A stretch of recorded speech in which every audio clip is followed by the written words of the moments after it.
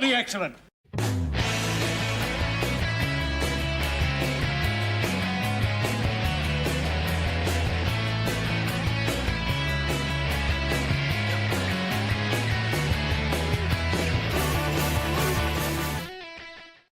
Didn't change that. No. Oops. That was great, though. It made me laugh. Oh, well. Oh, well. I'll remove that intro video. I have that removed. So what is up, party people? And welcome to a non-Six Demon Bag episode of Perfectly Excellent. How's it going, Tim? How you doing tonight? It's going good. I just reset the correct one, so okay. we'll be fine next week. Should we do it again, or we're just going to roll with it? No, I think we'll be okay. I think we'll be okay. Right. I just lied to you. I just said that I'm doing okay. I'm not doing okay. My world is crumbling around me. I don't know how to go on because currently there's something wrong with the eBay app on my phone, and I'm not able to place bids, make offers, or buy things. Now I can do it on my iPad, I can do it on my computer, but like the phone is where I do that. Curious. Yeah, if I try to, it says that my account is restricted, which it's obviously not because I can do it on other devices. And I called eBay today, and as I'm sure you can imagine, they were extremely helpful. Yeah, this is extremely curious because I got an email from eBay possibly today, and I could check today or yesterday telling me that since I haven't logged into eBay like in a long time, my account was going to be suspended. So obviously I think this is spam. Yeah. But if it was a spam email, it looked very good. They did their homework because even the email address was from, an email domain. But I didn't do anything with the email. I went to my computer and everything looks fine. But I haven't checked the app. I'll have to take a look at that and let you know. What am I gonna do? Like what do I do? How do I Save live money without being able to do that? Do you have any live auction, like anything you're bidding on right now or watching? I'm always watching something, but no, there's nothing super pressing. And again, I can go on my computer and do something. I can use my iPad and do something. But what if I happen to be out gallivanting and something just pops up on eBay that's a really cheap buy it now for something I've been waiting for? I can't buy it. Out. You cannot go out. That's it. You have to stay home. You're right. I got to stay home. I'm going to have to, I guess I'm just going to have to stay home until my phone fixes itself. Yep. And I should have clarified when I said watching, I should have said watching with intent, right? Because just like you, I'm always watching things, but there's some times where oh, that's mine. That will be mine. I just must there's wait nothing until standing in my way. Yeah. It's just, I cannot bid on it until there's 7 seconds left in the auction. Otherwise I'm doing the world a disservice. Mm-hmm. We should do an eBay episode because I want to talk about our approaches. Because a lot of times when I'm bidding on stuff, I'm just like, I'm throwing it out there and then I don't look back. And then if I win it, I win it. And if I don't, I don't. But not often. So we'll have to, I think that could be one for a future episode. Yeah. Because that seems insane to me. Yes. But before we get into the meat and potatoes of today's episode, it is time for... Oh, for this thing? That thing? Should I do it? Hit the button, Frank. Yep. Perfectly excellent.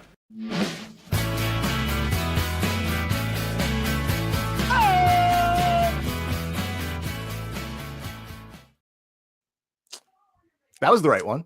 That was good. That was perfect. So, do you mind if I go first today? Because I have questions I insist. For you. Okay. So, and I have two questions. I have two different items. You want question A or question B first?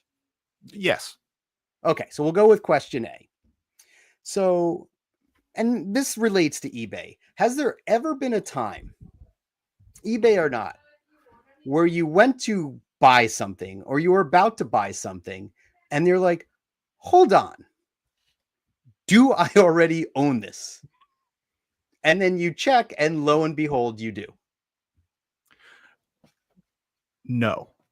Really? That has never happened to you. So everything in all of those cases is cataloged in your brain and you know exactly what is what. Yes. I'm impressed. Okay. I am impressed because I've been playing this game called Persona 5 and oh, wait. I have bought something that I thought was gone that I later found. Like, That's like a technicality, though. Yeah. Like I was very confident it was gone, and then I stumbled across it in my attic. Like there are things that has happened, I think like once or twice, and I bought something that I'm pretty sure I have one somewhere, but I don't know what happened to it. All right, So but you knew that, like, you bought thinking it was gone, not just totally absent-mindedly repurchase something. Well, I'm going to show you this guy right here. So this is an amiibo. Again, I don't know what they do, so don't ask. But it's amiibo of Joker, who's the main character from Persona 5. And I've been playing Persona. Say that again? Batman game with the Joker? Yeah, sure. Let's go with different Joker? Okay. No, different Joker. Different Joker. That's his code name, Joker. He's got another name. But, I was playing this game, and I was like, well, I don't have... Or I started thinking about this amiibo. I'm like, yeah, I would like to get that to take a picture of. So I was looking around on a couple different sites, trying to find the best deal for it. And then I was just about to pull the trigger when, lo and behold, I decided to check and see, like, wait a minute, do I have this? And I wouldn't know where to even look. So I just went into my inbox and like searched, do I have a receipt for it? And sure enough, I bought it like years ago or whenever it came out. And it's just been sitting in a box ever since.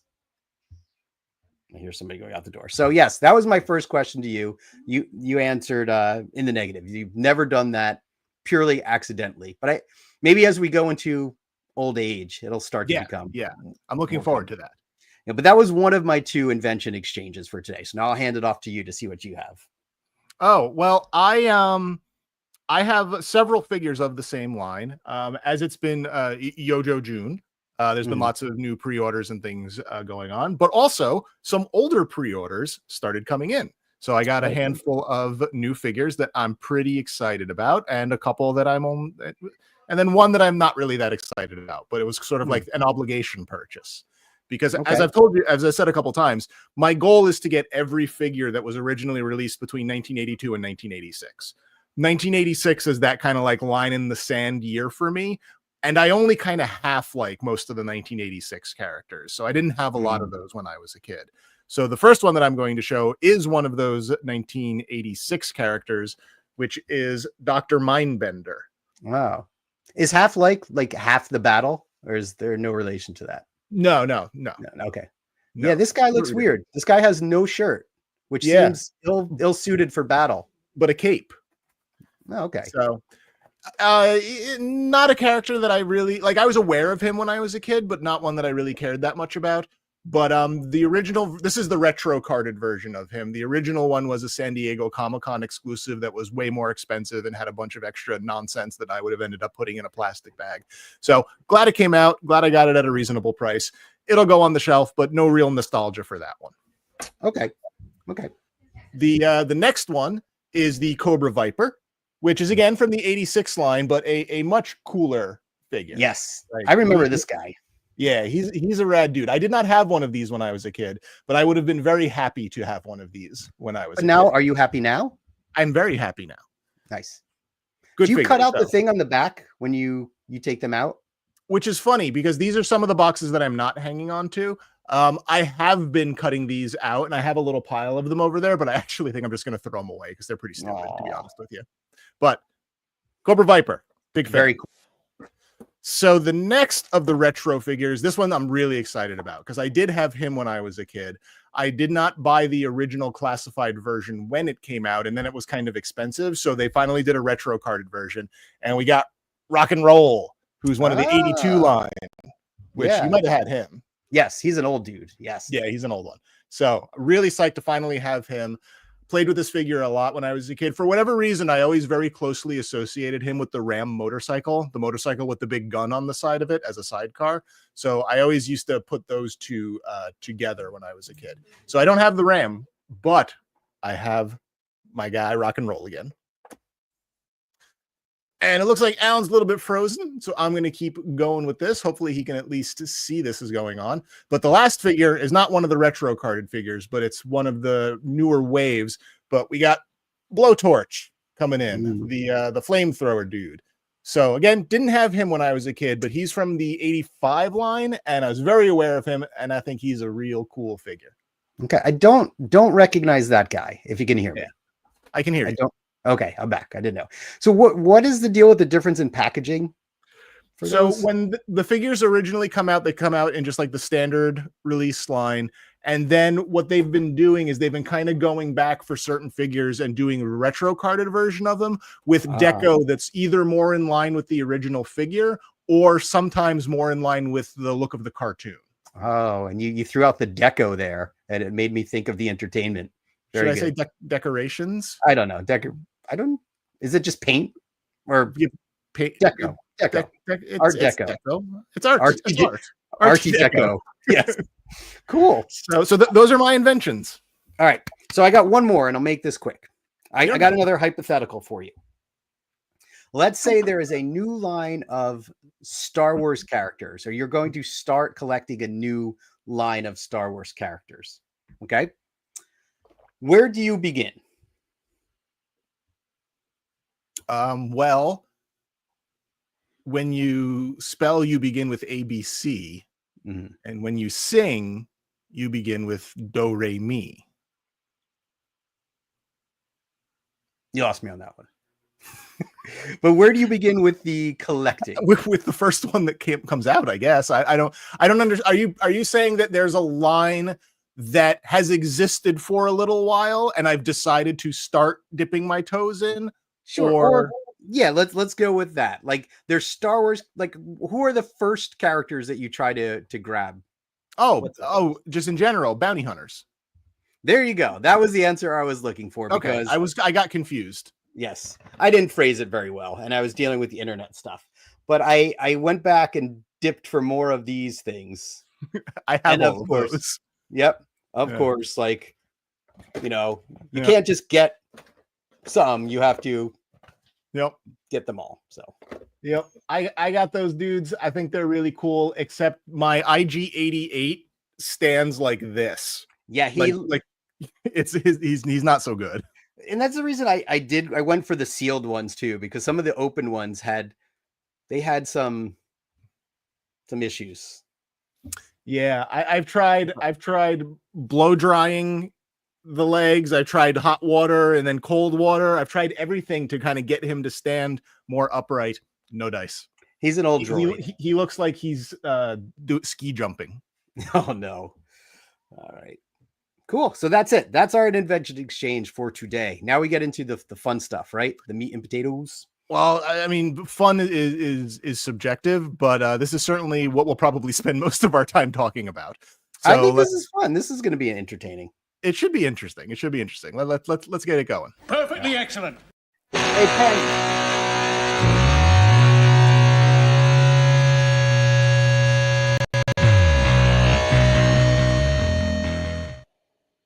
So a couple weeks ago, we started talking about like how we became collectors, what caused all of this to start happening.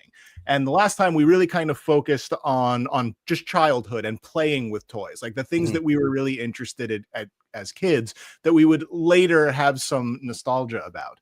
So for this one, I wanted to kind of talk a little bit more about the time like right after childhood, when our interests were involving, like what were we interested, after toys or even concurrently with toys, I guess, to some Sure. extent, the teenage years, what kind of started, what started happening? Because at some point you're no longer a kid and Yeah. you're sort of more actively and more aware of the fact that you're starting Yeah. to accumulate things. And your voice starts to change, It does. changes in body hair and yeah, totally.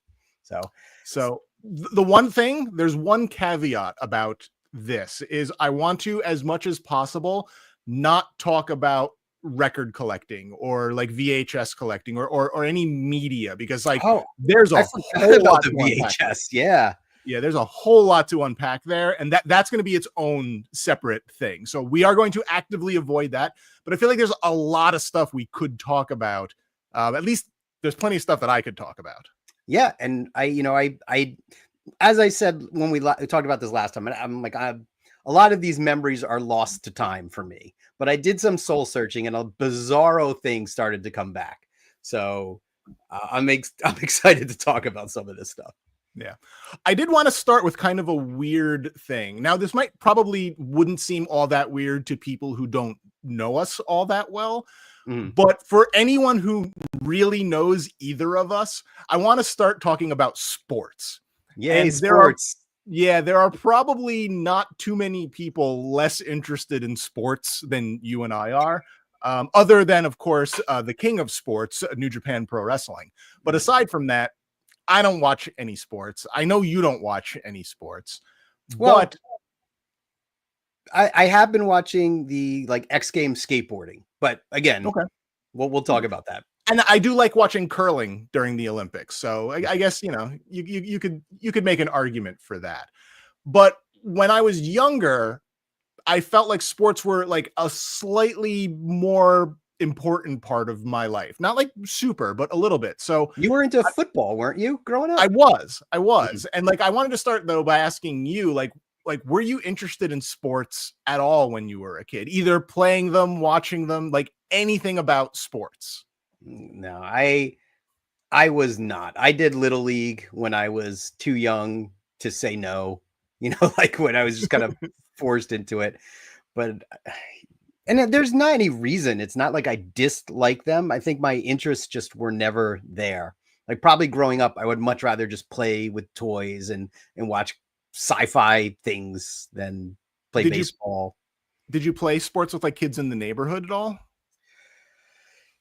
I must have, right? That's like a thing you did. But was that really sports or was that just playing? I don't know. That was not organized sports. That was just random chaos. Because I really liked watching football when I was a little kid, 85, 86, maybe even up to like right when I started high school, like 91. I really liked watching football. And also, we played football a lot in our neighborhood. Like across the street from my house, there was a big hill, and on top of the hill there was a cemetery. But the actual cemetery part of it was still really far away. Like not nearly enough people had died to get to right. So game on. Yeah. So we used to play up there. And one of the out of bounds was essentially just the side of the hill. So if you got pushed off the hill, then you went out of bounds. But we used to play tackle football up there, and we used to play basketball. And this one kid, Jason, was one of the first kids I ever knew who had one of those basketball hoops that were adjustable, so you could have it shorter, so people could slam dunk and things like that. Jason. But the reason why I wanted to ask about sports is because probably one of the first things that I was mentally aware that I was collecting was football cards. It's not the first thing that I was collecting, but it's the first thing that I collected, I think, with an intent. And I will keep talking because Alan froze up a little bit here again. But there was something about collecting football cards that seemed kind of exciting when I was a young kid. And the first football cards that I remember having a really strong memory of was the Topps 1986 set, which was notable because it was the set that had the green and white striped border for it. This is all over my head, by the way. You can hear me. Yeah. Oh, I can hear you a little bit. So that 1986 year was probably the first year I started buying packs of cards. And then I started to kind of start buying card collecting magazines like Beckett's and things like that, price guides. Started buying more cards. The 1987 year came out. I would start buying them. The 1988 year would come out. I'd start buying them. Then there started being more types of football cards. There were Fleer cards. There were Upper Deck cards, that sort of thing. And then I started going backwards. What other older cards am I missing? What are some of the more important rookie cards that I was looking for? And this is something that I was very actively collecting in a way that I don't know that when I was a kid and buying and playing with toys, I was really thinking about it in the same way.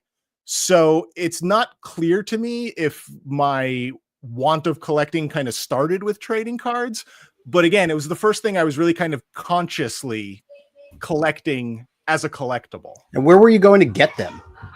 So you could just buy like the packs. You just buy them at the deli. You know, sometimes they would be at like, you know, just convenience stores with sticks of gum or no gum. Honestly, I don't remember. Okay. I don't remember.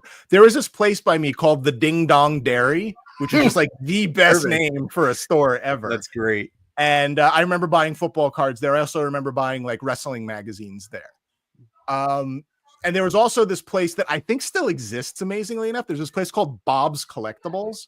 Okay. That I remember buying cards and stuff from there, which actually just struck a memory, because now that I'm thinking about it, it wasn't football cards were not the first thing. The first trading cards I ever started buying were the Donkey Kong cards, where half of the pack was stickers and the other half of the pack was little scratch off things that you could like work your way up the various boards. I don't remember those, but now you're starting to get into kind of like the territory that the memories that you had awakened, you know, by all of this. So like I ended up collecting a lot of different kinds of trading cards. As far as sports one goes, only football cards. I ended up selling all of those to this guy that I worked with at a butcher shop when I was in college, and I used that money to buy the Rocket from the Crypt Rocket Pack 7-inch. So I don't have any. Actually, I think I have my Jim Everett rookie card because he was my favorite. But other than that, I sold all of my trading cards to Doug so I could buy that Rocket from the Crypt record. But I had a lot of trading cards. Again, like I know this is a side of you. I knew there was some sports there, some football. You busted out like some football, you know, trivia at one point, and I was floored because I just never knew that this existed. But yeah, I can't say I ever played in a football in a cemetery or collected sports cards. I did collect trading cards, which I'm sure talk about at some point, but they were right now. Let's go. Right what do you got? Obviously, it was Star Wars cards. Mm-hmm. You know, Star Wars trading cards. And I will say my older brother had way more than I did. But, you know, one of the few things I still have from my childhood is the box of trading cards that what's left over. At one point, what I had taken all the cards and I put them in binders. Mm-hmm. Like, so I had New Hope, Empire, and Jedi. So I completed those sets and binders, and I still have all the leftover ones that are still in the shoebox or whatever the heck box that they were in. So that thing's got to be, you know, 40 years old at this point. So yeah, I was really into those, and I had lots of random other like movie cards, like things when Ghostbusters would come out, right? They had the trading cards. Couldn't tell you where I picked these up, maybe just like at a deli or something. But one thing that stuck out with the trading cards, and you said it before, was the stickers. So riddle me this. Mm-hmm. Do you remember going places like the roller rink or the arcade where they had the sticker machines? For they like the supermarket and like hardware stores. Like random places. Rickles, they would be there. Oh my gosh. I loved those Prism stickers so much. So I actually had a sticker collection. Like I wasn't a collector. I wasn't actively doing it, but I was buying them every chance I got. And then I would strategically think like, you know, am I going to put this on a book cover? Like, where am I going to put these stickers and what am I going to do with them? But yeah, I love those things. And anytime my mom would give me like 50 cents or whatever it was to go into the machine was like a good day for me. So yeah, I had a lot of different kinds of trading cards. Like obviously I had Star Wars ones, which one of the main reasons I think that Boba Fett ended up being my favorite character was actually from the trading cards, because he just looked so cool on those cards. Mm-hmm. I had there were WWF cards that I had when I was a kid. I remember there were Ninja Turtle cards. I remember the Batman movie that there was a whole bunch of trading cards for that. Like just lots and lots of stuff. There were Yo MTV Raps trading cards. I think. Oh, I never saw those. I have an unopened pack of them around that one of my buddies sent me when he was mailing me some records. But like I had a bunch of those, and it's sort of amusing to me because like I don't have any really anymore. Like I unloaded all of them. My Star Wars trading cards I traded to some guy like in the early days of the internet when I was in college, like probably like 1996. I traded my binder of all of my Star Wars cards to some guy for, funny enough, another Rocket from the Crypt 7-inch. I'm seeing a pattern here. Yeah, which is funny because you'd think that probably wasn't a good deal in hindsight, But let me tell you that those Rocket from the Crypt records are worth a whole lot more money than any of those trading cards ended up being worth. I can't imagine those Star Wars cards are worth anything. And I do still have most of them. Like I've got binders, I know, for the Tick trading cards from the cartoon, but that was much further along in adolescence. I have Aliens ones. I have Beetlejuice, the cartoon ones, and they're in a box with all of the later years of Star Wars cards. Remember, like the widescreen ones that Star they Wars made? Galaxy. I had a ton of those. Yeah. So those are all still sitting in a box somewhere. Yeah. But I know they're around. Like if I had 25 minutes, I could probably find them. Yeah, I never really like all of those non-sports trading cards. None of them really ever seemed to be worth a whole lot of anything. As far as like the football cards that I had some pretty key rookie cards of the 80s. Like I had Jerry Rice's rookie, I had Dan Marino's rookie, I had John Elway's rookie, Eric Dickerson, Reggie White. These are all oh wait, maybe that one sounded familiar. I don't know. I don't know sports people's. I had the Brett Favre Stadium Club. Oh, Brett Favre. Yeah. Which if I remember correctly, that was like the rookie card for Brett Favre. Like that was the one you wanted. Okay. But again, essentially traded him for the Rocket from the Crypt Rocket Pack 7-inch. A worthwhile trade for me. I'm much happier with that. Yeah, look at you're lighting up when you talk about it. So it was a good trade. Yeah, I tried to think of more sports stuff, but really like the only sport that the sports that I got into as a kid. First, I got into like just BMX bikes and like freestyle bikes. I was really big into that. And then I got into skateboarding, but there were no trading cards, at least none that I knew of or anything like that. But what I was buying was just the videos, like, because there was no skateboarding on TV when I was growing up, and none of this was on TV. So you'd go just find a skate shop and buy some random video. Usually when I first started, it includes surfing in it too. But yeah, and then I wouldn't say I collected those, but that became a thing. Like anytime there was a new skate video, I was I gotta go to the store and buy that, and then just watched it.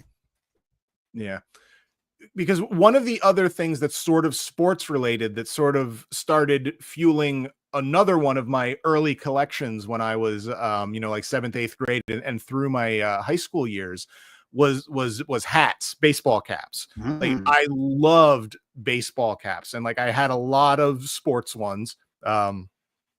Actually not really a lot, but maybe like 10 or so. But back then it was challenging because, again, before the internet, my favorite football team was the Los Angeles Rams, which was not super convenient growing up in New Jersey. The sporting goods stores around here, like your Sports Authorities or like your Foot Lockers and places like that. Jets. Yeah, they didn't stock Ram stuff.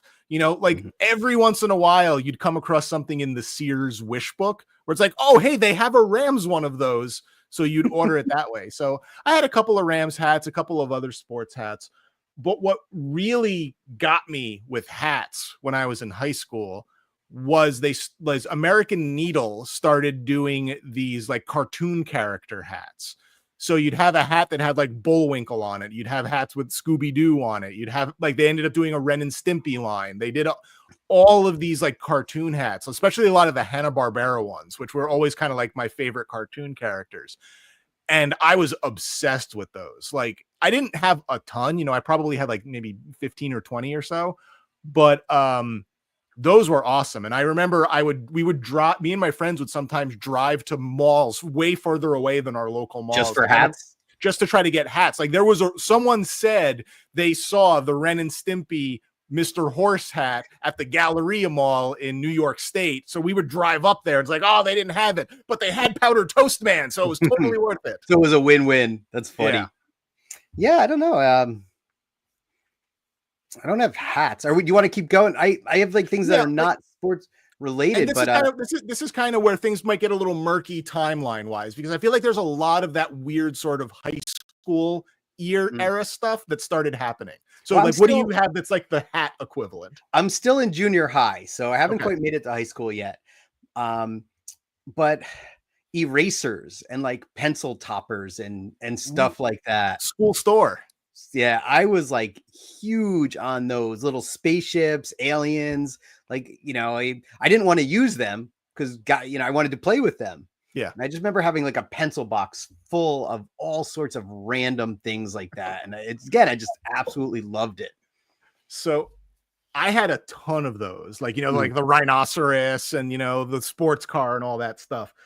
And then when I was in the 4th grade, I was in a class with an especially horrible, mean, nasty teacher Ooh. and an especially rowdy group of kids Oh, that, bad combo. yeah, it was rough. So like there were like eraser wars. So people would like pick apart their erasers until they were just like these tiny little things, and they would constantly wing them across the room I at think each I know other. where this is going now. So all of my erasers, I ended up chopping up Mm. into little pieces so we could throw them in class. And my mom found them and she thought I was losing my mind because I was chopping up all of these erasers. No. Well, it was kind of like a premonition of years to come, but that was not it. Yeah, but Well, I I don't never know. Like, chopped. that's one of the only sort of destructive things I ever did. Like I was not the kid with the GI Joe figures blowing them up with M80s or anything like that. Like I never did that kind of stuff. Yeah. All right. Well, I guess it balanced out because I never destroyed my pencil toppers, but oh man, did I blow up some GI Joes? Well, those are the dark times. I wanted to ask you though, what about comics? Did you ever get into comics at any point? Because that's like a rite of passage for nerds. So in general, the answer is no. I did Mhm. not get into comics, but and we're going to end up talking more about this sort of stuff later. But like in my travels, when I started really collecting more Star Wars stuff, I would occasionally come across some Star Wars comics, like some of the old Marvel ones and things like that. And when they were really cheap, or if they came like in a lot of stuff that I was buying, I ended up with some. I didn't have many, but I had some until the Dark Empire set Yes, came out. the graphic novel, right? Yeah. Well, no, it wasn't. At first, it was just 6 individual issues, but there was this kid who's what was his name? Andy. No, it might have been Jason actually, Jason, but yes. but not the same Jason that we played basketball with. I think his name might have been Jason, but I found out from him because he was a comics guy. I found out from him that Dark Empire set came out. And I was really stoked about that because that was right after Heir to the Empire came out, which again in 1991, not a whole lot of Star Wars stuff happening in those years. Yeah, so I was really stoked about the Dark Empire set. And I think I started buying them as they came out, I think with issues 4. Yeah, it's funny because, I mentioned the novel, you talked about the individual issues. So again, I'm going now from probably late junior high, getting into freshman year. I had a friend, his name was Jim and not Jason. And he was big into comics. He was into like DC stuff, like the Punisher. I think that's DC, Batman, and Robin. So I started to read some of those. I couldn't get into the Batman stuff too much, but I like the Punisher stuff.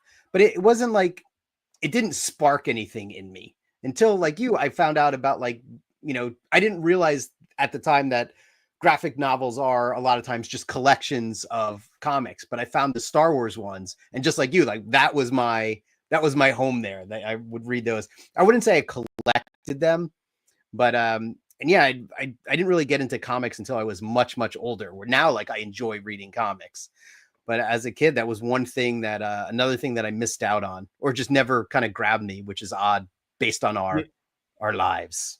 Yeah, and you and I have kind of had some conversations about this. Like to this day, I don't really read comics. We've joked that I have whatever the opposite of a short attention span is. Yeah, like I need more. I need more meat. I like reading books. I don't really enjoy reading comics so much. But again, I've read some Star Wars ones. I started reading the early GI Joe ones just because there's a lot of lore in there that only exists there. Those have been interesting, but as I've joked to you several times in the past, I wish it was just a book. I would much rather just like read a book. If you just staple them all together, maybe then you get a book and just get rid of all the pictures and just give me the words. Like I don't need the pictures. Like I just want the story. No, I get what you say. Like, because when I read the comics, I tend to go through them pretty quick to the point where I now started to pause and like try to appreciate the art, just like slow it down and soak it all in. But yeah, I enjoy them now, not as a collector. Just I like the reading the stories, and I really focus still on just the Star Wars ones mostly. But there was one thing, not a comic. There was a magazine that I was into, again, junior high, going into high school, maybe even like younger. This is probably like beginning of junior high, all through, and that I absolutely, absolutely loved. Any guesses? A couple, but I don't want to say them out loud. No, not those magazines. No. That was much, much later. Gotcha. Mad Magazine. Again, Ah. not a collector, but I wasn't buying them. Like, and we could talk about when our brains shifted to like collecting mode from consuming to collecting. But oh man, I was so into Mad magazines with the fold in at the back and just Al Jaffe and all the jokes that were probably 1,000 miles over my head at the time, but I loved them so much. But never, did you get it Mad? Did you get into Cracked? Any of those like growing up? No, Really? not anything that I ever read. We'll talk about this a little bit more in the music episode, but the magazine that I bought religiously was a magazine called The Source, which was like the one of the first early hip hop magazines. So I had a lot of issues of that, and that was something that I was super into, and something that to this day I still actively collect. Which again, we'll talk about that more in the music thing. Yeah, but no Mad magazines. You made me realize one I just forgot. Nintendo Power. I had a ton of those. Yeah, you were with me when I dumped my collection of Nintendo Power, and that's something I kind of regret. Yeah. I did get $200 for them, and I bought an import Nintendo DS Lite. Not quite a rocket from the crypt 7-inch, but no. But you know, it's not nothing. It's not. It was not nothing, and it cleared out a ton of space. I had, I think I subscribed from like issue 3, I think. And I had my mom like back order me the 2 that I missed. But I think I had like the first like 5 or 6 years worth of Nintendo Powers. Yeah, I was in before Nintendo Power. I was in from the Nintendo Fun Club or whatever it was. Yeah, which were pamphlets. To the one point, the last time the magazine was still in print, and for some reason I was talking to someone on the phone about my subscription, and he looked and he was like, "Oh my God." He's like, "Your subscription like went all the way." And I didn't have it constant, but I guess my first subscription was, from I think it was Nintendo Fun Club going into issue 1 and then the rest. But man, yeah, I forgot about that one. Good stuff. But some of the other things like that I collected in high school, again, actively collected, like I realized I was collecting them. When did you wait? I want to pause that. When did you realize like now I'm collecting? Again, like, we'll talk about that. We'll talk about that in a second when it comes to the toy stuff. So again, the trading cards were sort of one of the first things. The toys were absolutely like the big one. So like I'd already started recollecting toys again by the time I'm talking about a lot of this other stuff. But I really liked McDonald's stuff always. And I was obsessed with all of the stupid collector cups that they would do. Even ones that you wouldn't think I would care about. Like I had all of the Dream Team cups, like the 1992, what are those? The basketball ones. Oh, okay. When they were the 92 Olympics and all that stuff. Like I was like the Batman Returns cups that had the little Frisbees on top of them and things like that. Like I was really interested in that kind of stuff, like Happy Meal toys. And it didn't hurt that I worked at McDonald's from 93 to 95. So like I had access to a lot of that stuff, and I really enjoyed that. I always have. You see the new wave that's coming out, or maybe we can talk about that later. The new the little mini things. Yeah, there's certainly a couple on there that I'm interested in. The ordering kiosk, not so much, but that's too new wave McDonald's, right? But like the mansard roof miniature McDonald's, like I'm into that. Yeah, we're gonna have to make some trips. I want to get some of those too. But yeah, the only story I have with the glasses from McDonald's that I bought, because those were just in my house as a kid. I didn't go out to get them. I liked the Star Wars ones, the Disney ones. Was you and I went to the McDonald's and I bought like I think it was the Walt Disney World 25th anniversary glasses, and then I threw them all out when we left the McDonald's because they had wrapped them in the McDonald's garbage can. In the McDonald's garbage can, and I have one to this day that I somehow acquired, but I never got those other ones back. What a bummer. I remember driving away. I'm like, wait, I just threw out my cups. Like, where are my cups? So I remember when there was a Power Rangers promotion at McDonald's when I was working there, and they were Pogs were the thing that was happening. There were Power Ranger Pogs. And I don't know why I thought this was a good idea, but I convinced my boss to let me buy an entire box of the Pogs. Okay. And my thought was, aha, no one will have a whole box of them. And I lugged that box around for decades. And you know what I ended up doing with that box? Selling it for a Rocket from the Crypt 7-inch. Good guess. I ended up just throwing it away because they were never worth anything ever.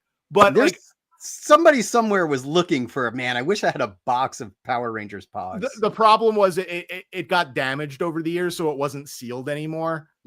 But yeah, I have that same problem with me. So yeah, I can relate. But I ended up just tossing it. But like I did things like that when I was that age.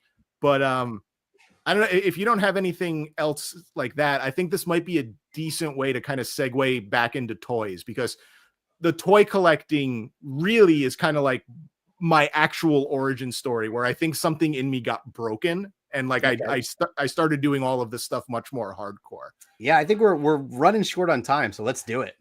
So let me start with a question for you, because like I have all of this stuff very organized in my head because I have very vivid memories of it and a handful of visual aids.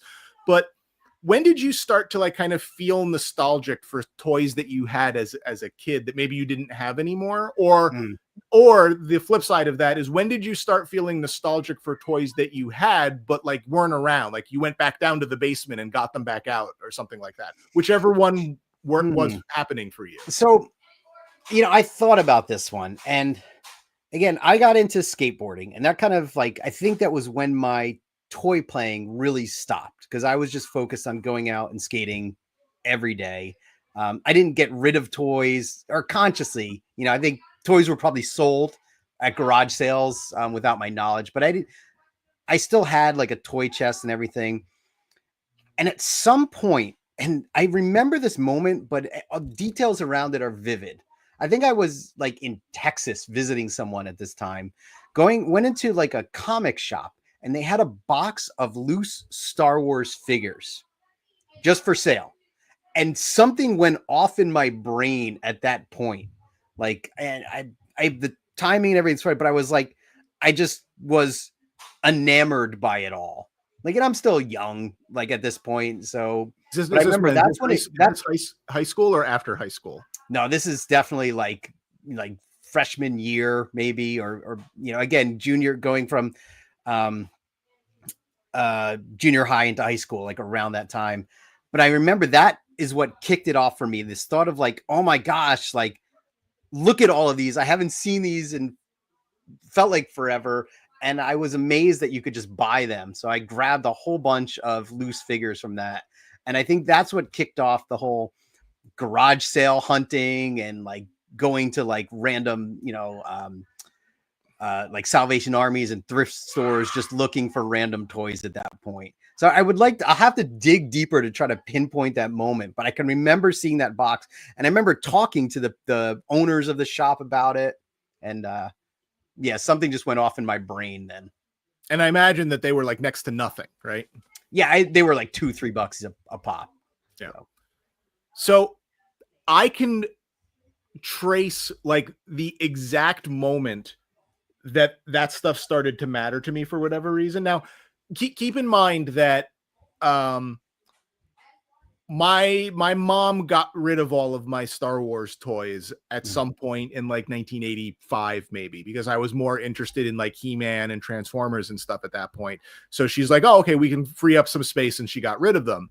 Sure. And I don't think she consulted me about that. I think she just did that. Yeah. And I was not happy about that. So she never did that ever again. So all of the other toys that I had as a kid, I still had. I had all of them.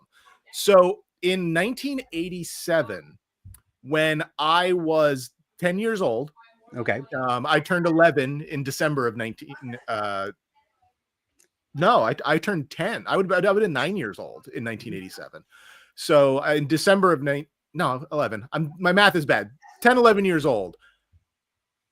I was still probably playing with toys. You know, I remember being like really into Transformers at the time, but my stepfather brought a book into the house, and that book was this: American Toys, 1930 to 1980, and it's mostly full of dumb stuff like Lincoln Logs, and there's a couple adventure people in here, but not many. But it's mostly like, you know, old wooden toys and things like that. But there was a section in here. Oh, I see those pictures already of Star Wars toys, and that background, that like starry background that these pictures were taken in front of, I was obsessed with this book. I read this book over and over and over again. And I was like, I had that. I never had that. Where did all that stuff? And they're not too far out of grasp at this time, right? No, this is 87, you know, like, and I was like, I didn't even know these 12-inch figures existed. The book is called Modern Toys, right? Yeah. Is that what it was? Yeah. Modern Toys. That's great. Yeah. And again, it came out in 1987. So, and there's whoa, sorry about that. Oh my gosh. In the back is like the price guide, because I guess the gimmick was like they figured, well, they'll just keep doing more of these and they can just update the prices in the back. What is the price guide for some of those toys? It's like nothing. They're like $5 for Oof. Like if it's in the box, your Star Wars figure is worth $5, like that kind of stuff. But I just remember thinking like, hey, some grown up has thought that these toys are important enough to put in a book. Mm-hmm. I always loved those toys. I love Star Wars. I still watch Star Wars all the time on my weird VHS tape that my aunt had made for me by like dubbing one from like the rental store. So I was like, I want those again. I want those back. And again, 1987. So my mom really liked antiquing. Like she would go buy furniture and refinish it and stuff like that. Okay. So she was out at garage sales a lot and flea markets and stuff like that. And like I was usually along with her anyway, and I was usually miserable most of the time. But now I had something to look for because you could still find a lot of those toys floating around. So I just remember just going to all of these stupid things. And the biggest, most exciting ones were always going down to the Suntan Lake flea market. Suntan Lake. Because and this one goes on to this day, the Wayne PAL building flea market. Like I used to go to that every month when I was a kid. Yep. That's where I got my Shogun Warrior Godzilla eventually. But that book started it, and this book really kicked it into overdrive. I don't have that one. I have a price guide thing, but neither of these. So again, this is also 1987, and this one's not as interesting. Like there's not really pictures in it or anything like that, but there's so much stuff in here. And I was like, what is this? I didn't know this. Like I was unaware that the Power of the Force 85 series, I didn't even know that existed. Okay. So I was fascinated by this, and this really made me go, like I was collecting toys while I was still playing with them. Interesting. That's amazing. Yeah, I definitely had a gap, but you did not. You just stayed the course. Yeah, it was, and I don't know what happened exactly, but it felt like a third party, an uninterested third party, was putting value in something that I thought was important, and made me think that like, oh, like I can eventually, like I can still hang on to this stuff as I get older, and it's okay because Linda Baker wrote a book about it and said it was okay. So were you buying stuff and keeping them sealed at that point, or were you still playing with them? In 1987, I was definitely still playing with them. Like I remember I got a Millennium Falcon at a garage sale for like $2, and I was absolutely still playing with that. Eventually it got to the point where, I would end up displaying them on shelves and things like that. I never really had any mint on card figures because even though they were cheap then compared to now, for sure, like I had lawn mowing money, when I was 11 years old. So like, my parents were not about my mom was not about to buy me like a $30 figure that I'm not going to open. Like she sort of got it because, again, she liked antiques, but she didn't really get it. And I just didn't really have access to that. I only really had access to stuff at garage sales, which is why most of my collection back then was, I had a lot of stuff, but most of it was missing pieces. Most of it was kind of beat up. But, I had this big shelf that I had all of my Star Wars stuff up in my room in high school. And, if friends would come over, they'd be like, what is wrong with you? Yeah, they were not wrong, but again, and I didn't know, like, I was gonna say our rooms were probably very much alike. So yeah, I imagine it was probably similar for you in high school. I don't know, but like my high school, which was kind of a small high school, there wasn't a lot of people that went to it, but like in all of 4 grades of high school, like I knew one other person who liked Star Wars at that point in time. Like I didn't know anyone who was interested in Star Wars in any capacity. There was this guy 2 grades older than me named Paul. And he was super into Star Wars, and he still had some issues of bantha tracks and stuff like that. So Paul was into Star Wars. Not a single other human being that I knew liked Star Wars, in like from like 1987 to like 1995. Interesting.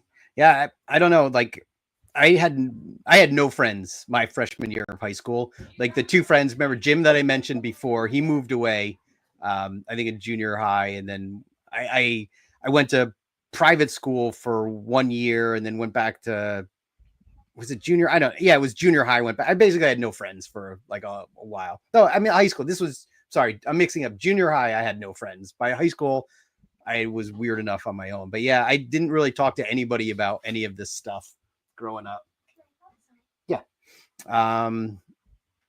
But I know like high school, my room was, no one really cared. My room was always just Star Wars. I don't think it ever changed the whole time I was growing up. It just got weirder and weirder with what was available at the time. And I might make a note about Bendums, but I don't know if we're gonna have enough time to get into the Bendums. Well, we can start going into that because, again, like I imagine, again, you were probably at flea markets, garage sales. You mentioned the comic shop. Like I didn't know any toy shops really. Like there was places like Zap that had.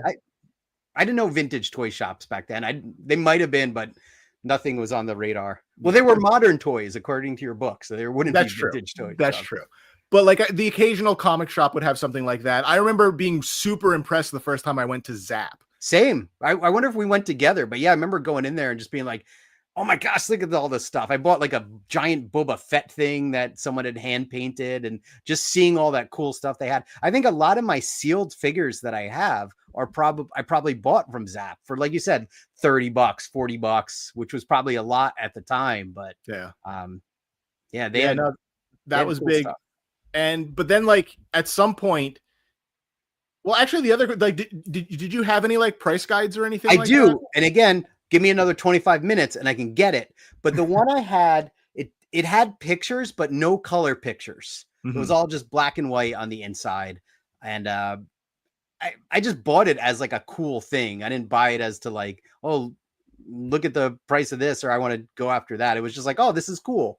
And I think I have some like random like Star Wars magazines that were just bizarro things that I bought.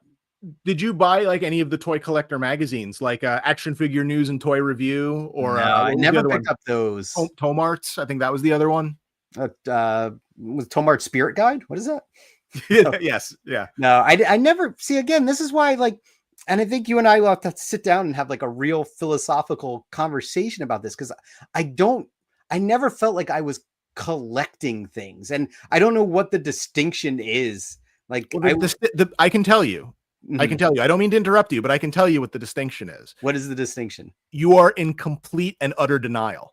Possibly, or just like, but like at the time I wasn't thinking like, oh, I collect this stuff. I'm like, oh my God, Star Wars stuff. I'm compelled to buy it. Like I want to own it. So it's weird. And I don't disagree with you. I'm sure I am in denial about it, but I never like action figure collector magazines or anything like that. I never thought about that kind of thing. I just saw Star Wars and just I must own more Star Wars. Yeah, my thing was never really about like, ooh, I want this because it's worth money. It's like, hey, here's a list of stuff. So now I know what's out there. And now I know, like, okay, if I see something, what's a fair price to pay for it? Okay. And I throw the Bendums at you. What was a fair price to, why on earth did we ever buy those? Well, that's kind of the thing. So at some point, you probably started buying what we would now consider, modern toys. And again, for me, it was a little bit weird because I never really stopped buying toys all that much. Like I even like in high school, like I was super into the Mighty Morphin Power Ranger toys when they came out, because like I had never seen any of the Super Sentai stuff before, but my littlest brother loved Mighty Morphin Power Rangers, and I watched it with him, and I'm like, well, most of the show is pretty dumb, but they're splicing in this like Japanese show with like ninjas and robots and like you saw right through that, didn't you? Yeah. I'm just like, hey, wait a minute. This is like Voltron meets Ultraman and Godzilla all in one thing. This is awesome. And they're going to make toys for it? Even better. So I was immediately buying that kind of stuff. But you're talking about the Bendums, which were probably the first new Star Wars toys that happened.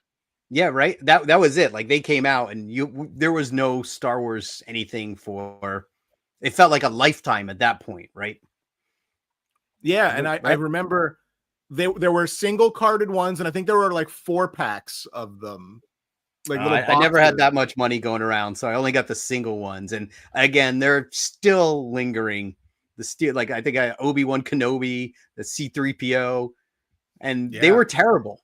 Oh, they were horrible figures, and I don't think I ever opened any of them. But eventually, they went, they got tossed like a lot of that stuff did. I bended some of them. Okay, well that's good. Yes. But that probably leads into one of the weirdest things for me, because I can't tell you of another thing that I got so obsessed over where one day I just woke up and looked at it all and went, what am I doing? Oh, do tell. Power of the Force 2. These are the jacked ones, right? Yeah.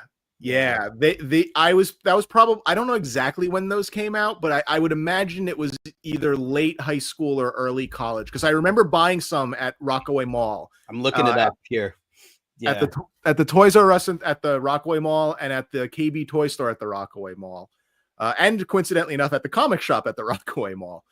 I was going nuts that there were new Star Wars figures. They were modern looking and fancy looking, which essentially just make it look like they were, gassed to the gills. They were modern looking. I don't know. We could do an episode on something seriously wrong with those figures. Yeah. But what was your guess for the year? If I had to guess, I'd say 95. Bingo. July of 95. So yeah, so that would be the summer after my senior year of high school. Yeah. And I spilled everywhere. I completely missed out on most of this stuff. Like not that I completely missed out, because I did have some of it, but my interest had totally shifted by this time, and we'll get into that more next time around. Like I was still buying Star Wars stuff, but I somehow, a lot of these figures I just never, a lot of like the 90s waves of figures just were off my radar. Yeah, but I went nuts. I did like the Rice Krispies mail-in Han Solo Stormtrooper. I was buying every wave that came out. I'm like, oh no, there's an Obi-Wan Kenobi figure that has a full body portrait on the back and one that's just a headshot. I need both of those. Hey, they changed the lightsabers and made them shorter. Why did you feel compelled to own like the different variations here? Unknown, right? It's the switch was flipped. Oh, I was already broken by that point. Okay. Like for sure, I was already broken by that point. But and then when they changed the lightsabers and made them smaller for a little while, there was a transition tray. So the plastic tray was longer, that the lightsaber sits into, like it was longer than the sword was. So like I was just going crazy, just buying all of these Where were figures. you finding out that information though at that time? Was there internet then? Action Figure News and Toy Review. Ah, there it was. Okay. So again, do I care about the price guide? No, but they kept telling me what was happening and what was out there. And that gave me things to go hunt and go look for. And I remember like in my one bedroom, like I would just take the figures and I would use thumbtacks and I would just thumbtack them to the wall, like up around like the door frames and up above the closets and stuff like that. See, so just I'd same decorating in my room as well. Yes, but not these figures. And then one day, I think it was about when Phantom Menace came out, when those figures started coming out. And you are way more guilty of the Phantom Menace figures than I am. I actually don't think I bought a single Phantom Menace figure other than Darth Maul.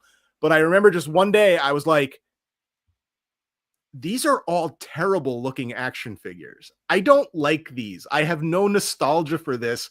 They don't make me feel anything other than a mild form of anxiety. So they all ended up in a box. And eventually, like a lot of my stuff that ended up at my grandmother's house, when my grandparents moved, I didn't have a house. I had nowhere to put it. So I called Zap Comics and they took that all the way. So Zap Comics ended up with all my Power of the Force figures. That's funny. Are they worth anything now? I don't think so. No, not really. Yeah. No. But again, the value doesn't, like all of this stuff that's around me. I wouldn't care if it was worth nothing. I wish it was worth nothing, so it was cheaper for me to buy more of it. Yeah. So like, I don't really care that they were or weren't worth anything. Like what it came down to is like, I'm looking at this and like, this isn't doing anything for me. Yeah. No, that's good though. That shows that you knew your limits, right? And you really were able to kind of tuck out in that. And I know we're going long on time, but I had very, very similar thing with video games because that was something, again, more garage sales. I got into buying like video game consoles, and I'll keep this really, really short, but I would buy anything like a Atari, Nintendo, whatever I could find. I just bought it. I didn't care. And then I got to the point where I never had an Ataris growing up as a kid. But then I would like, they did nothing for me. Like I saw the 2600 and all the, and like, I had no nostalgia for them. So those were the first things that I got rid of. Like, why am I buying these?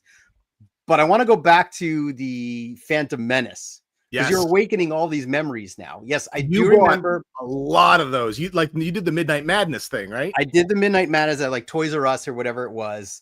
And I remember being upset that a lot of the stuff I wanted to get was already like, I couldn't get it. Like people are just taking them off the pegs. So I definitely got caught up in hype there. Because I also went to like, I remember my friend Keith at the time would tell me, oh, like Macy's or some random store has this giant Darth Maul like thing, which is still sitting in my garage. I don't think I ever sold that. So I bought a lot of stuff, and regret came like a lion pretty quick about those. So I don't think there's much, if anything, of that still sitting around. So, but what other like what we'll call modern toys did you start buying? Because again, I have like super strong memories of that Power of the Force stuff. I was buying random things here and there, but then I felt like as far as buying new toys, things went real quiet for me, probably until when Black Series started up again. You know, I would buy the random thing, like someone would put out a Voltron and that was cool and I'd grab it. Someone would put out a Godzilla and I would grab it. Palisades did those Ren and Stimpy figures that I grabbed those. But like, it wasn't really until I'm looking at my collection trying to come up with an answer for this. Yeah. It wasn't really until Black Series that like I really actively started buying like lines again.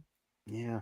See, I think at this point I really shifted. I was buying well, I don't know what year it is, but I might be like, my time frame is all, we should have like mapped this out, or I should have mapped it out. But I remember I was buying Game Boy Advance consoles from Japan, like limited edition, like Pokemon version. I didn't even care about Pokemon, but I was like collecting different colors. And this is definitely going to go into our record collecting big time. Yeah. You know, but I remember spending a lot of money on importing systems. I know I was buying stuff. I was still probably buying toys, but I really couldn't tell you what it was. It was probably just random nonsense, no specific lines. Because again, I was, you know, skateboards were not cheap. Yeah. So I was probably spending a lot of my money still on, skateboards then. And Like you, I think that, and we can say the word without going into it. Like record collecting really sort of took yeah, precedence, especially like when when you're young and poor and you have to really kind of focus your money. Record collecting really took over for me for a lot of years there. yeah, same. I went skateboarding, then record collecting took over for the skateboarding. Like Yeah. I all I cared about was going to see bands play, buying new records, finding new records, and just like you hunting them out. But I'll pause on that. And Yeah, we got a lot to unpack there. We're both yeah, very broken as far as that goes. definitely. I think I made it out alive. You Yeah, are I nope, not at all. not at all. Not at all. But we'll talk more about that in a few weeks. But yeah, I was also wondering, like, were there things that, and I know we're running a little long, but if you're okay with it, I'm okay with it. Sure. Like the Power of the Forest, where I just cold turkey was just like, nope, this isn't for me anymore. I've done that a few times, like with the hats. Like one day I was just like, I don't. What happened, I think, was like I grew my hair out really, really long. Like when you first met me, I had hair past my shoulders. You did. And I stopped wearing hats. You were a long-haired, freaky people. Yeah, I stopped wearing hats because my hair was so long. And then I just never started wearing them again. So like I stopped buying hats. I stopped with the newer McDonald's like collector cups and things like that. I stopped with Happy Meal toys. So there were a handful of things that like I just sort of went like, I don't think I really have room for these anymore, or money for these, or interest in these anymore. Like, did that happen with you for anything? I talked about it a little bit. It started with the video games with the Atari. I didn't have nostalgia for that. And then, and again, there's a lot of regret going into this next one. But we talked about the Nintendo Powers, and I got rid of that. But I had a ton of games that did mean something to me. Like again, my Game Boy Advance collection, my NES collection. I had a Virtual Boy. Like I had all of this stuff, and in this will be a reoccurring theme for me. I get to a point where I just kind of wash my hands of it totally, and then I regret it. So it happened with all the video game stuff. I have nothing really left of that. Like a few things these days. I sold all that. I sold it on eBay. I sold it to friends. And then the other thing I could think of, but we'll get into, is records too. Like I eventually one day just like kind of had to wash my hands of it. And they're similar in the sense where with the games, I felt like, you know what? I've got like emulation. I've got emulators. I could still play the games. And with the records and stuff, it was like, hey, as long as I have the music, I don't need to keep the physical body, or keep the thing that it came in. I did the same thing with DVDs too. Like I got rid of all of those. I don't know. There's something probably maybe more wrong with me than there is with you in that regard. But I'm trying to think of like a line of things, like a toy line that I got rid of. I'd like to talk to you a little bit about Lego. Okay. Because you were hardcore into Lego for several years there. Yeah. And then you just sort of stopped. Yeah. And that was by design. Because again, I know my tendencies that I like to buy a lot of things. So I made a very, very conscious effort that no, I'm going to limit myself to just Lego, so that try to like, stave off the hemorrhaging of money, like which I'm in now, but we'll get into the therapy session at some point. Yes. I was really big on the Lego for a long time. And then I started, you kind of just, if you see that, you start to just run out of room. Like you can't really build more. Yeah. And then sets would start to stockpile. And I think it creates that like that mental like anxiety and that angst that you just have like stuff piled up. And then I started to get interested into other toys, and I wanted to kind of, but it was, I didn't know if I could. I was worried that my Instagram followers would hate seeing pictures of figures. So there's a lot of stupid social anxiety there too. But I finally made the break. I fell hard into Black Series at that time, which I had resisted all the way up to that point. But yeah, I sold off a lot of Lego. I still have a ton I would love to get rid of. So if you're interested. I'm not. I'm just interested in those carded bounty hunters. If you ever get rid of those. Oh yeah, those if they're still in any good shape. That was another thing too, like moving and the things boxing stuff up over the years. Things took a hit. Things get rough. So yeah, but go ahead. Sorry. No, please. You gotta say Lego and nowadays it's again trying to stem the hemorrhaging of money that toys can be. I have Lego primarily on my no buy list. Yeah. Until I could clean up space and get rid of some of it. But things like that Legend of Zelda Lego set, which is not a great set, but that's something I would have bought in an instant. I still do not own. So yeah. Your Lego no buy list, that's my muscle no buy list. Oh, the muscles are so good.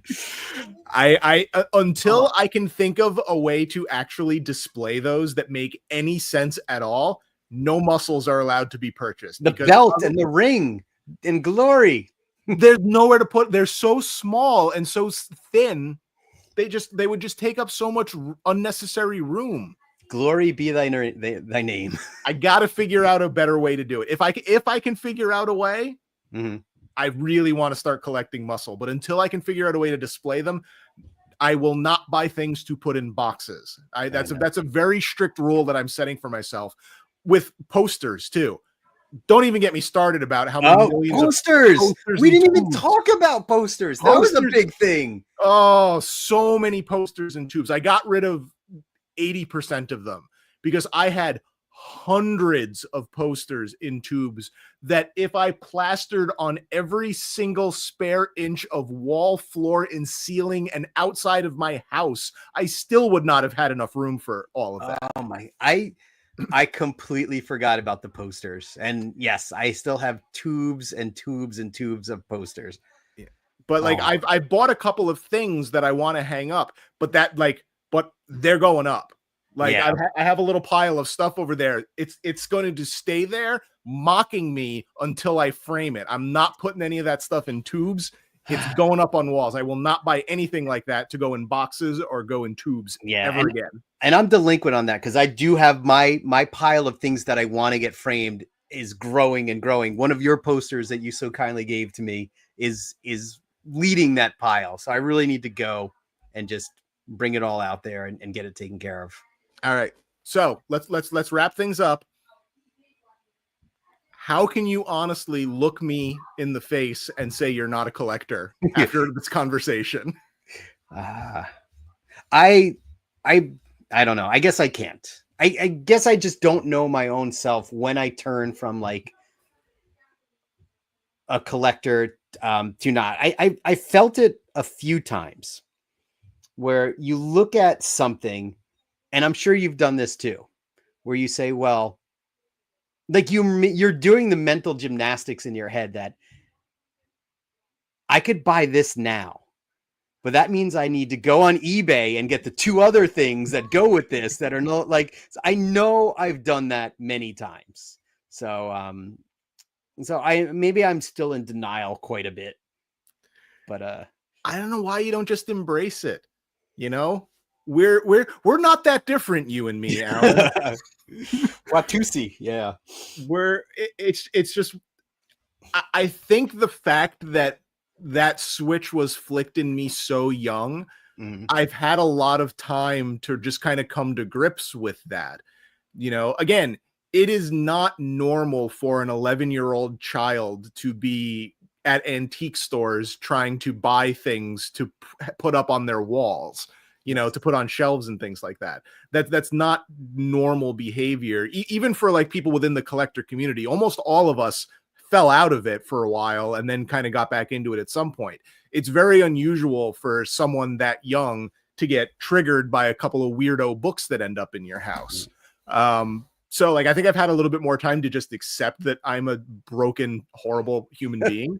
I don't think being a collector is a bad thing. No, it's not. I'm not set against it. It's just, I feel like, I don't know. I'll have to really do some soul searching. But as I sit here and look at crap. Like, I know I have a problem. Okay, so maybe me admitting whether I'm a collector or not is just immaterial. Like, there's definitely bigger problems here, right? Yeah, I mean, I don't exactly know what you're talking about, but you know, it's just one of those things that I like how everything's just in arm's reach. that Yeah. sort of happens. Oh, that's awesome. Oh, by the way, what? Oh, there he is. So I do still have one Power of the Force figure left. Oh, you know what? And I might actually have one carded of him. Like, I think I kept a carded version of that guy. You know, we just got, you know, I get it. I get it. This All right, so there's something very, very wrong with us. Very wrong with us. And that's okay, because anyone who would watch this, there's likely something wrong with them too. And you know what? That's fine. Just find yourself a partner, a friend, Yes. anyone who understands where you're coming from. They don't have to feel the same way. My wife could care less about any of this stuff, but she understands how it makes me feel and supports me to find those good feelings. And it could be worse. That's true. I don't know how, but I'm sure it could be worse. We could be into other things. I am still reasonably sure that the amount of money that I spend on toys is probably significantly less than the average person my age spends on alcohol. Yeah. Or even, what about sporting fans going, like, tickets, season tickets, things like that? Not cheap. Yeah. There be people who smoke, you know, cigarettes. I saw cigarettes on the store. They were like $14 for a pack of cigarettes. Yeah. I could be doing much worse things than buying, you know, G.I. Joe figures. Yeah. Again, like we talked about once before, it's like, this one day this will be someone else's problem. So I've got a new plan though. Because I've recently bought stuff from an estate sale. That's my plan now. My plan is no longer to try to figure out a way to have you or my wife deal with this on eBay, but just I'll need the two of you to spread the word about an estate sale. And then you're just going to make like some young collector's day, right? Like, people are going to freak out. Yep. So that's the plan. We hire someone to take a percentage to do like to do an online estate sale to like maximize it and to make sure that the two of you don't get stuck dealing with too much of it. Okay. Unless that asteroid comes and kills us all one day, and then as long as it lands on my forehead, I'm totally fine with that. No, I'm going to push you out of the way. I'm going to greet it with open arms. But this was a ton of fun. I enjoyed talking about this, and like, again, the things that just coming up. I'd forgotten about that Phantom Menace that shopping spree, but now it's like also vivid going into Toys R Us and buying all that. I don't look back and have any regrets aside from selling stuff, but the purchases were all lovely. Yeah. There's a lot of stuff that I ended up having to get rid of, or had no choice that got rid of, that I sort of regret some of it, but I'm very happy with what I have. I have a fun collection. I wish I had room for more vintage stuff. A lot of the stuff that you see around me, a lot of it is modern just because it was easier. And because some of these figures are just incredible looking. Like, they're so much nicer than a lot of the stuff that was around when we were kids. Like the Super 7 Thundercats figures, like, those are so much nicer than the old LJN Thundercats figures. I don't need old ones when they make new ones. That's why, like, the retro series stuff never really did it for me, because I'm like, I want, like, I like the modern take, you know, what we're able to do with our new technology. Like, I mean, just look how great that is. Yeah, it's good stuff. But again, I got a mix of both. I got vintage, I got modern, and all of it makes me happy. And again, you're just looking at toys. I'm like, we got shirts, we got records. I got more to come. So or the third part of this series coming next couple of weeks, we'll dive into the record stuff. Yeah, records and then DVDs and VHS tapes and all media in general. There's a whole lot to talk about there. Awesome. I'm looking forward to it. Cool. Well, thanks to everybody for hanging out with us. And we'll see you next week. Next week, we're not going to talk about records. I'm not sure what we're going to talk about next week. We're going to take another break before we get into another one of these Origins episodes. Yeah, this is a lot of, like, lot to pull out of the brain here. A lot of the highs and lows. I need to take a break before we go. It's good that we're getting this all out before we have no memories left. That's right. We can always, we can go back and refer to these someday. So I remember that. Awesome. Well, yeah, great chatting. Good Great time. to tackle it. We'll see you next time. Bye, everybody. Perfectly excellent.